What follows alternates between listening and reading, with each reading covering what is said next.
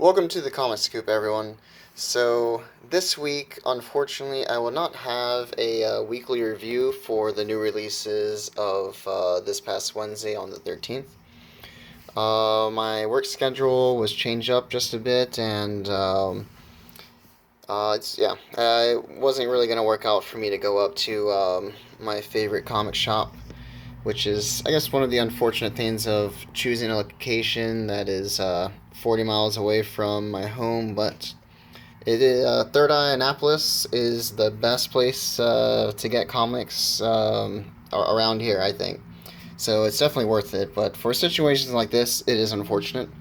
What does work out though is I do have a few of these issues that I had showed in the last couple videos that I was not able to do a review of. I have read them by now. So we'll have this ready for this week. So first I'm starting off with the Amazing Spider-Man number 93. This one was cool. It's the end of the line for this arc and series for Amazing Spider-Man.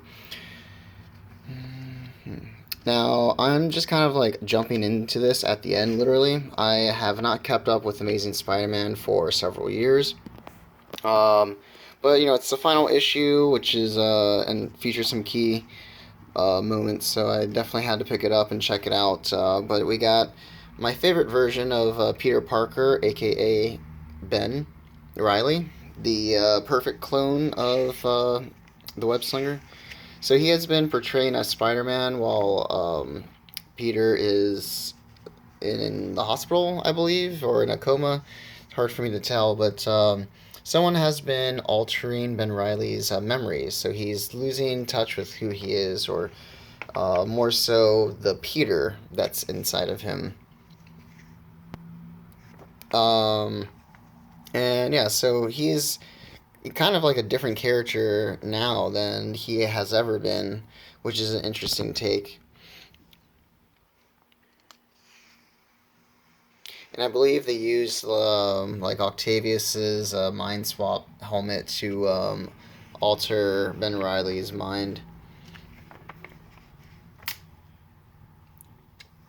But what is neat is, so Ben Riley and Peter have this little moment here, talking about how, basically now that Ben has lost certain memories. There's like the consciousness that is in his voice is a little different, um, and he is basically telling Peter that, like, no, you don't get to decide what happens in my life. You don't get to rule who I am, and they duke it out. Good old Spidey on Spidey action, and it gets pretty gruesome.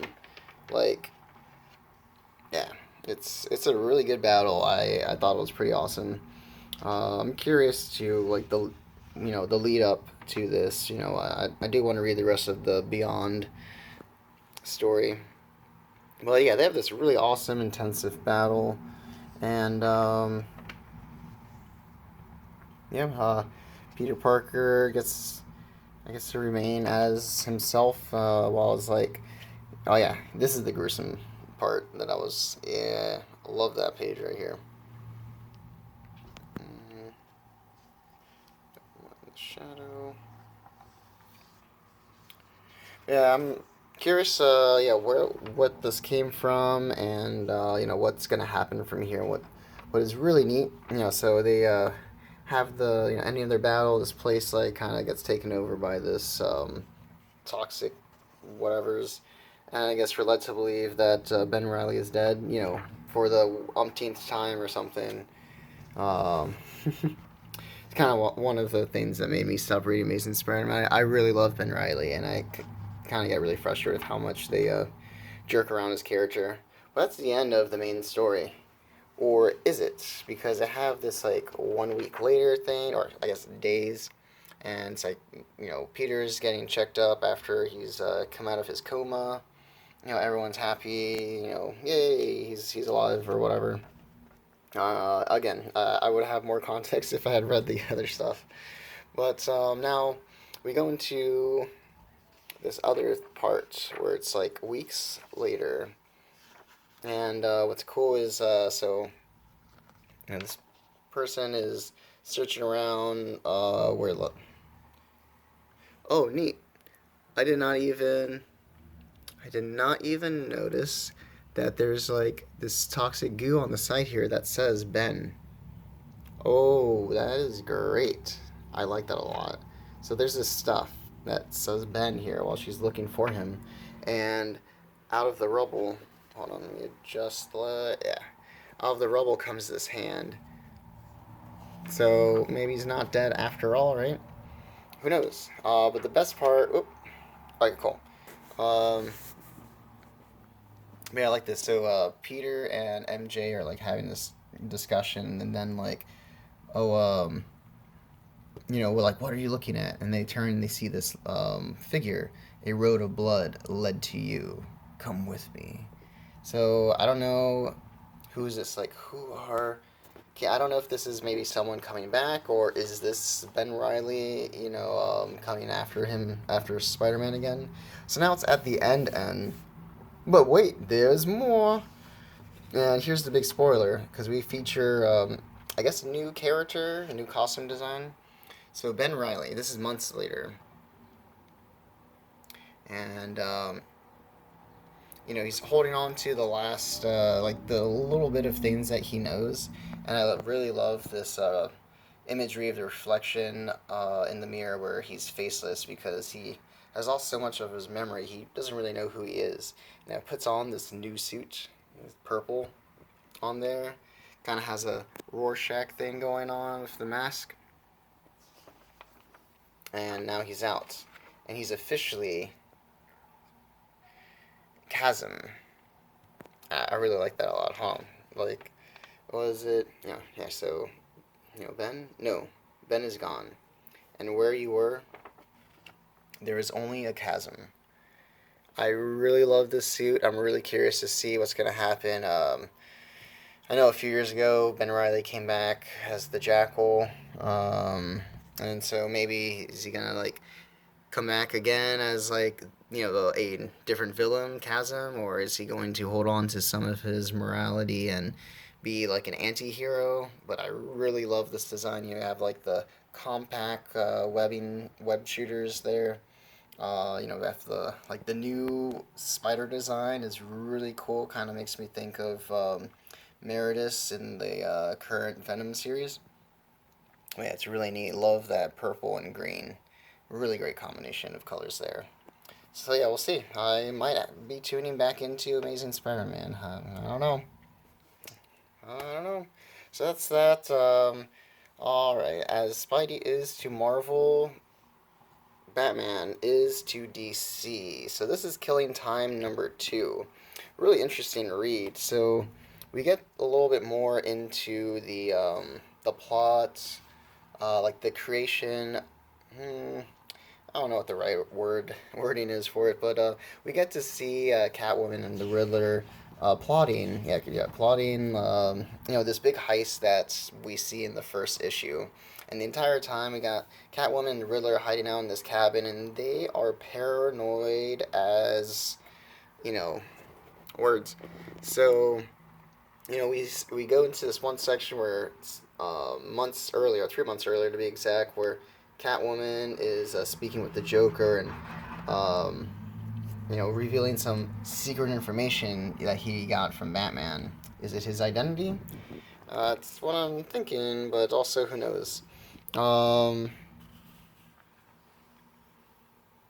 it's cool. We find out that there are like two other parts to this. There wasn't just the Riddler and Catwoman and like Penguin, but I guess the Joker is involved in one way, and there's like some buyer or someone who's supplying money, and we are led up all the way to find out who this final person is.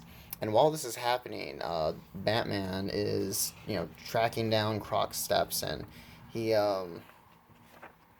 there's this one. All right, so he finds this John Doe, or actually his name is Ben Gwyn, that's in a coma in the hospital, who's been like completely beaten to a pulp.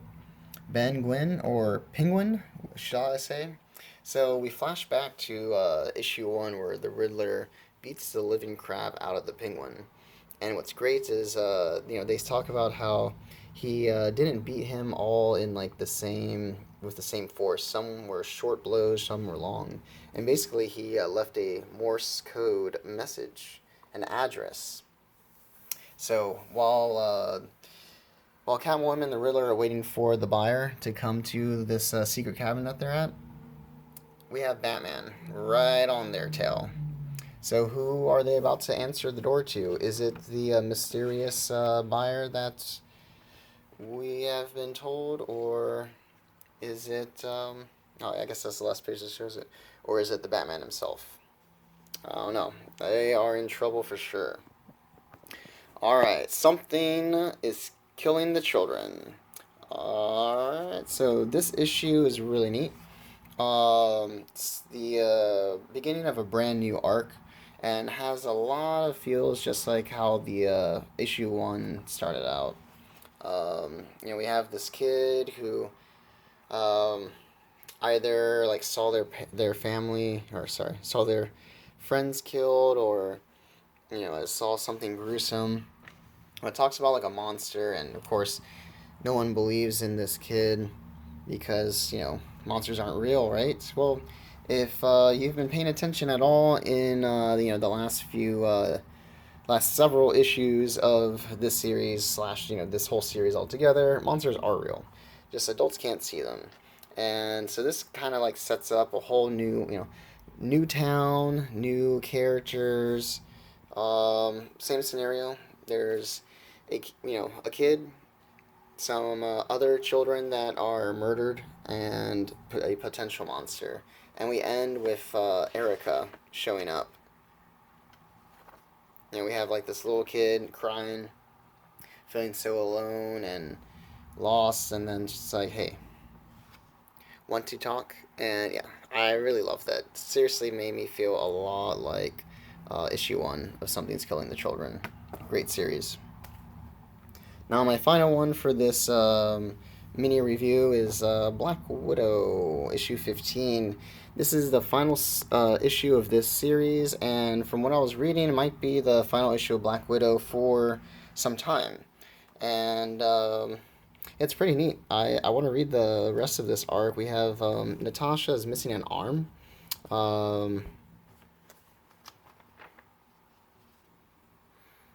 Sorry, alright. Yeah, Tasha's missing an arm because this guy she's fighting to cut it off is like a returning villain. Sorry about the pause there. But yeah, we have this returning villain, the host, and has cut off her arm in the sword battle.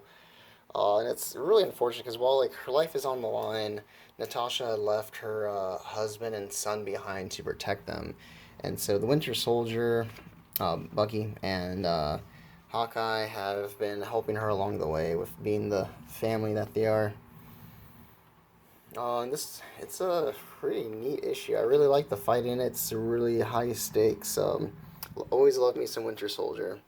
He's awesome. My favorite Captain America. If I'm gonna say some controversial things or whatever. Well, what's great is Yelena comes in to take over for Natasha in this really awesome sword duel. Of course, they all win at the end or whatever. But I really love this part where it's like one quote unquote uncut scene of just like the back and forth battle. This part's really great. And what's unfortunate is by the end of this, Natasha has decided to keep her husband and son, secure at, from arm's length, and she's gonna continue living the life that she has always known and understood, which isn't necessarily good or bad. It just is. But I don't know. They kind of have like this cheesy happy ending for some reason. But yeah, it was a good read. I want to read the rest of it, and I was able to procure a